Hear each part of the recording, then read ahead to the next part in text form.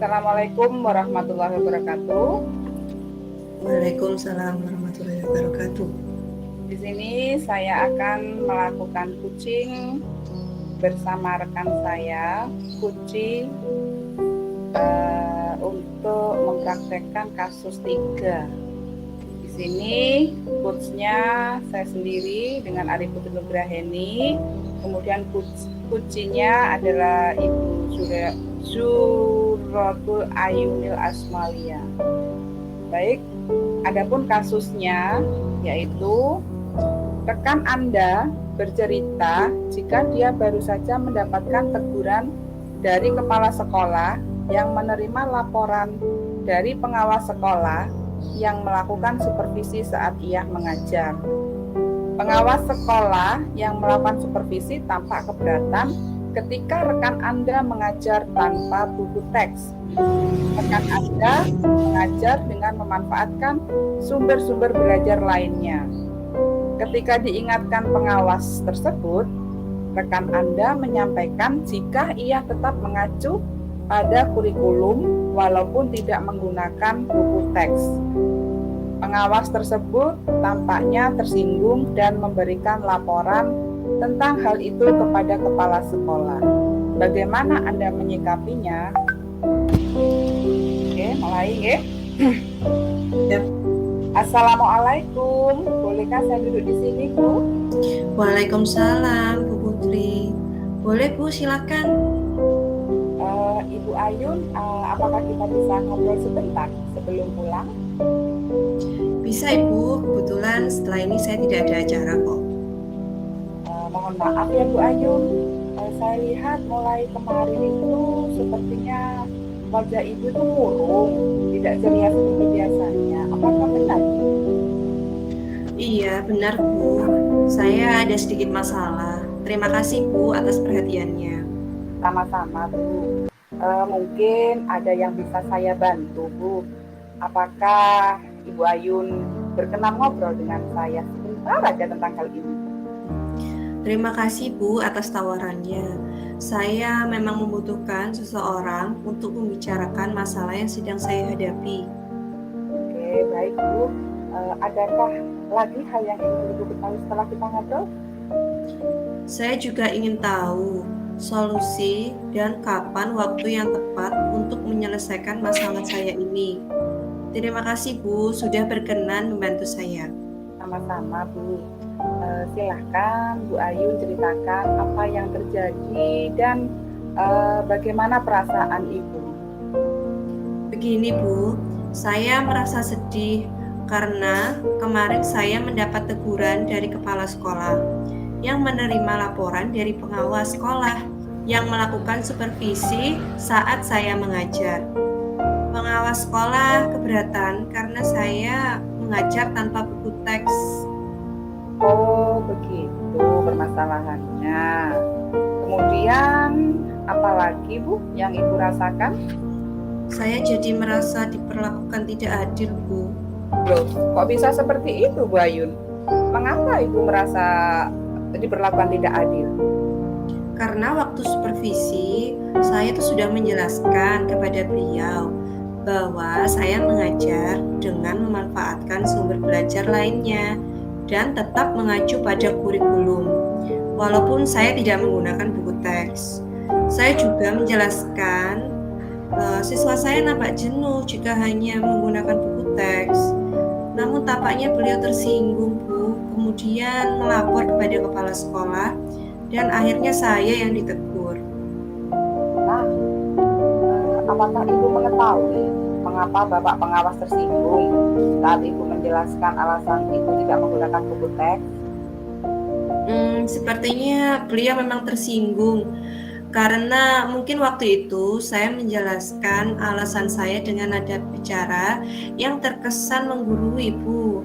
Karena memang saya waktu itu merasa tidak terima disalahkan. Kemudian sekarang menurut Ibu Ayun, apakah tindakan Ibu Ayun sudah tepat waktu itu?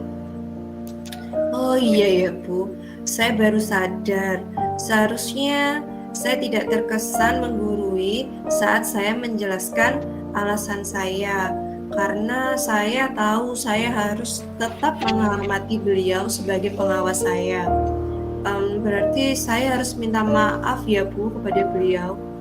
Nah, sekarang Bu Ayun kan sudah tahu penyebabnya.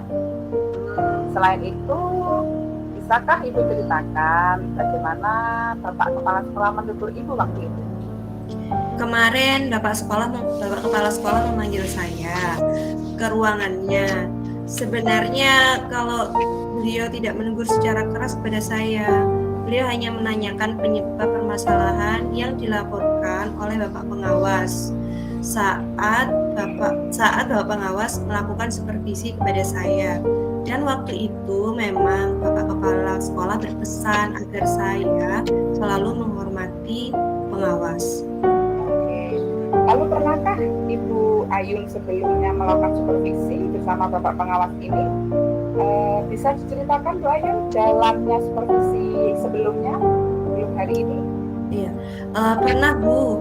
Saat semester kemarin, alhamdulillah supervisi sebelumnya berjalan lancar dan beliau senang atas jalannya pembelajaran saat supervisi. Nah, mengapa beliau merasa senang?